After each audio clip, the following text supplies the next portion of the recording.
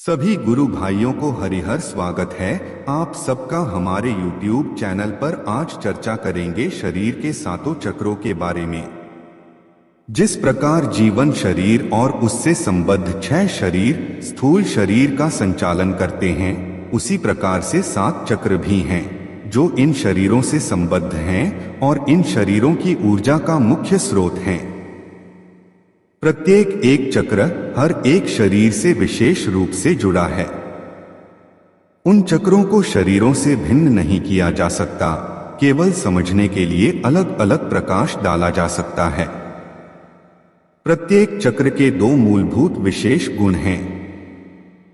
एक गुण उसकी मूल प्रवृत्ति है, जबकि दूसरा गुण मनुष्य को स्वप्रयास से जागृत करना होता है।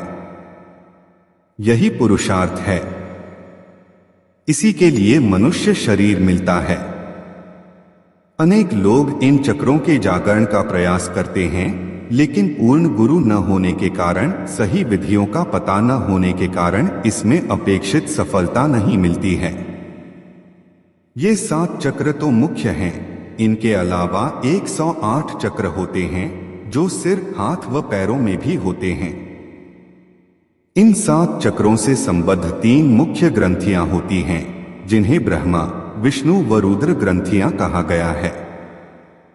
मूलाधार से जब ध्यान आरंभ करते हैं तो सबसे पहले ब्रह्मा ग्रंथि का भेदन करना होता है। मणिपुरक व अनाहत चक्र में विष्णु ग्रंथि का भेदन किया जाता है तथा विशुद्धि व आज्ञा चक्र में रुद्र ग्रंथि का भेदन किया जाता है। उसके बाद ही चक्रों के जागरण में गति आती है। ग्रंथि भेदन का यह कार्य दीक्षा के बाद पूर्ण गुरु ही कराते हैं। यह ध्यान रखने की बात है कि कभी भी कोई भी चक्र गड़बड़ होगा तो उसका प्रभाव दूसरे चक्रों पर पड़ता है और फिर पूरे शरीर पर। ध्यान के लिए पूर्व व उत्तर की ओर ही मुंह करके बैठना चाहिए ताकि शरीर पृथ्वी के चुंबकीय क्षेत्र से मुक्त रहे।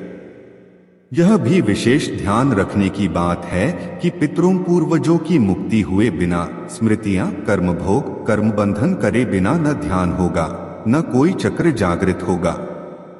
यदि कोशिश की जाती है तो बहुत सारे भ्रम होते हैं, कल्पनाएं होती हैं, जिनमें तरह तरह के प्रकाश दिखना, भिन्न भिन्न प्रकार की छवियां, देवी देवताओं की आभाएं दिखने का भ्रम होता रहता है। इसी में बहुत लोग फंस जाते हैं कि उनके तो चक्र जागृत हो गए, कुंडलिनी जागृत हो गई, जबकि ऐसा कुछ हुआ ही नहीं होता है। यदि ऐसा कुछ हुआ होता तो फिर आप और आपके परिवार के सभी संकट समाप्त हो जाने चाहिए थे, आप परमानंद में चले जाने चाहिए, लेकिन ऐसा देखने को नहीं मिलता। करौली धाम में ऐसे ही भ्रम के शिकार हुए बहुत से लोग अपना उपचार कराने आते हैं। यह भ्रम पितर पूर्वज ही करते कराते हैं।